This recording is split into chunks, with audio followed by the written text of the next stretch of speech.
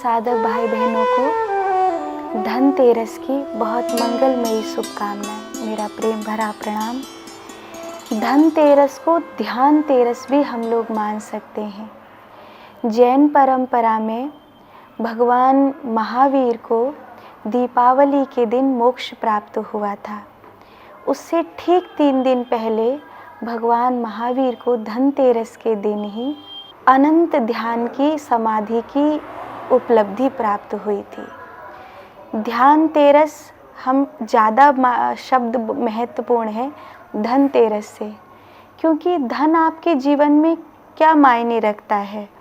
धन अर्थात सौभाग्य, धन अर्थात श्री संपदा, आपका यश, आपकी कीर्ति, और वो आपको तब प्राप्त होता है जब आपका भाग्य बलवान हो। वो आपको तब प्राप्त होता है जब आपका व्यक्तित्व बलवान हो। किसी व्यक्तित्वहीन व्यक्ति के पास धन हो भी तो वो 2 कौड़ी का है। वो उसको या तो बिगाड़ देगा और नहीं बिगाड़ेगा तो लोग उस पर बिगड़वा लेंगे। धन आपके पास तब मायने रखता है जब आपके पास व्यक्तित्व हो, और व्यक्तित्व तब आता है जब आपकी आत्मा बलवान हो, और आपकी आत्मा बलवान होती है उस ऊर्जा से जो आपको ध्यान के द्वारा प्राप्त होती है। आप ध्यान के संबंध में भ्रमित हैं।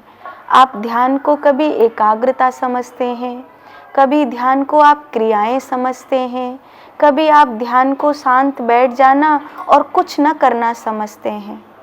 ध्यान एक बहुत महत्वपूर्ण शब्द है। अंग्रेजी भाषा में मेडिटेशन के नाम से संबोधित किया गया है, लेकिन अगर अवेयरनेस के नाम से संबोधित किया जाता तो और भी ज़्यादा शायद समझ में आता।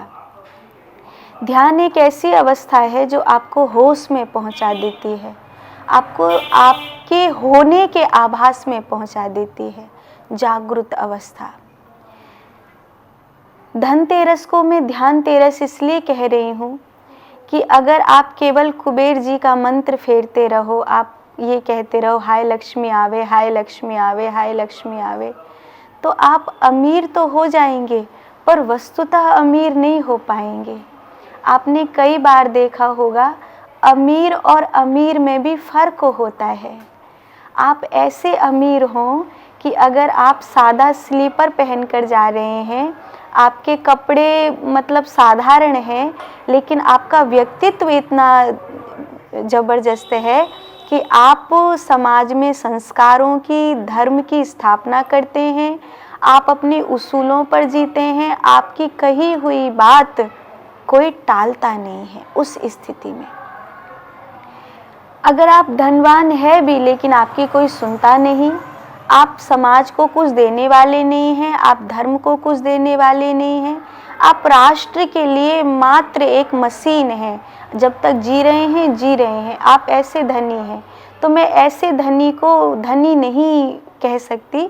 एक संत होने के नाते मैं उसी को अमीर मानती हूँ जो वस्तुतः अमीर है, बाहर से अमीर होने भीतर से अमीर है। तो धनतेरस एक विशेष रूप से ध्यान तेरस के रूप में आप मनाएंगे, ऐसा मैं आवाहन करूं।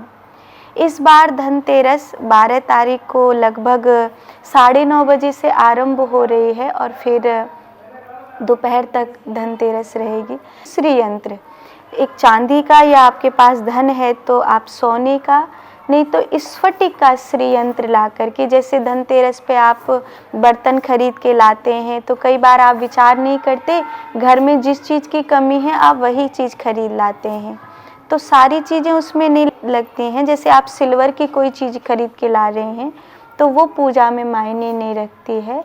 आप लोहे का कुछ खरीद के ला रहे हैं तो वो भी पूजा में उतना मायने नहीं रखता है।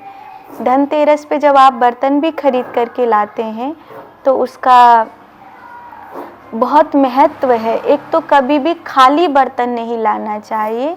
जब आप उसमें ला रहे हैं तो आप उसमें गुड़ डाल लाइए, जौ डाल लाइए, आप उसमें बेसन खरीद के रख लाइए, आप ऐसी कोई शुभ चीज़ लेकर के, तुलसी पत्ता ही डाल लाइए, जल ले आइए, कुछ भी आप उसमें डाल कर लाइए। खाली बर्तन एक तो धनतेरस के दिन नहीं लाना चाहिए। और दूसरी बात ये है कि अगर आप श्री यंत्र लेकर आते हैं तो स्फटिक का श्री यंत्र बहुत शुभ होता है। फिर उसके बाद चांदी का श्री यंत्र, उसके बाद अगर आपके पास सामर्थ्य है तो आप सोने का श्री यंत्र अपने घर में लेकर के स्थापित करें। लेकिन सुबह सुबह ही आप लेकर के आएंगे और स्थापित करेंगे, धूप दीप से पूजन करेंगे तो ज़्यादा अच्छा है। श्री यंत्र की स्थापना के समय श्री सूक्त का पाठ करना बहुत महत्वपूर्ण होता है। अगर अष्टलक्ष्मी स्तोत्रम आपको सही मिल जाए तो उसका पाठ करना बहुत शुभ होता है। अगर नहीं मिले तो हमने भी YouTube पे अष्टलक्ष्मी स्तोत्रम का पाठ करके डाला है, आप उसको देख सकते हैं। उसमें लिरिक्स सही उच्चारित किए गए हैं। अष्टलक्ष्मी स्तोत्रम का अगर पाठ और श्री सूक्तम का पाठ ये सब नहीं भी कर पाएँ तो एक छोटा सा मंत्र मैं आपको बता सकती हूँ। इस मंत्र का जाप करते हुए भी आप श्री यंत्र का स्थापन अपने घर में कर सकते हैं। मंत्र बड़ा प्यारा है। ओम ह्रीं श्रीं कमले कमलालये प्रसीद प्रसीद ह्रीं श्रीं महालक्ष्मी नमः। हम एक बार मंत्र को फिर दोहराएं माता की कृपा के लिए। ओम ह्रीं श्रीं कमले कमलालये प्रसीद प्रसीद ह्रीं श्रीं महालक्ष्मी नमः।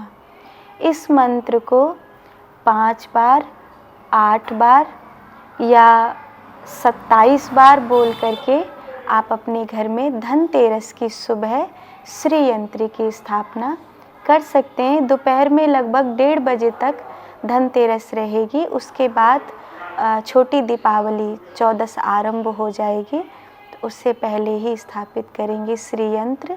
श्री यंत्र में फिर दोहराऊं, चांदी का, स्वर्ण का या स्फटिक का ज़्यादा अच्छा होता है। अन्य किसी धातु का आप लेकर के आते हैं या पहले से आपके घर में श्री यंत्र रखा हुआ है तो उस पे अगर कोई धारी बन गई है, कट गया है, खंडित हो गया है तो उसको नहीं रखना। और अगर वो एकदम सुरक्षित है, साफ़ सुथरा है तो फिर उसको धोकर आप अच्छे से गंगा जल में धो के आप उसी की पूजा कर सकते हैं। ये राष्ट्रीय आयुर्वेद दिवस भी है आज ही के दिन, जब दूध से भरे हुए समुद्र का देवताओं और राक्षसों ने मंदराचल पर्वत के साथ और वासुकी नाग को रस्सी बना करके मंथन किया था। तब भगवान धन्वंतरी प्रकट हुए, अमृत का कलश उनके हाथ में था। हालांकि असुर और देवता आपस में लड़ रहे थे कि पहले हमें चाहिए, पहले हमें चाहिए, और असुरों ने अमृत छीन भी लिया था। हमेशा से यही होता आया है, अच्छे लोग अपनी इतनी जल्दी अपने आप को आगे लगा ही नहीं पाते और बुरे लोग छीन झपट में आगे हमेशा से रहे हैं। तो राक्षसों ने अमृत छीन लिया था और उस अमृत की छीना झपटी में अमृत 4 जगह धरती पर छलका, उज्जैन में, नासिक में, हरिद्वार में, प्रयाग में। अभी हरिद्वार का कुंभ आ रहा है, उससे पहले हमारे वृंदावन की कुंभ भी लगेगी। यहाँ संतों की बैठक होकर उसके बाद हरिद्वार में कुंभ होगा। चूँकि कोरोना का बहुत भयावह दौर देखा है हम सब ने, और अभी कोई दवाई भी हमारे बीच में प्रैक्टिकल रूप से नहीं आई है, इसीलिए भीड़ ज़्यादा होना ठीक भी नहीं है। इसीलिए बहुत नियमों का पालन करते हुए ही हमें कुंभ स्नान के लिए जाना होगा। पर अमृत की जो बूंद है उसी के कारण कुंभ का विशेष महत्व है।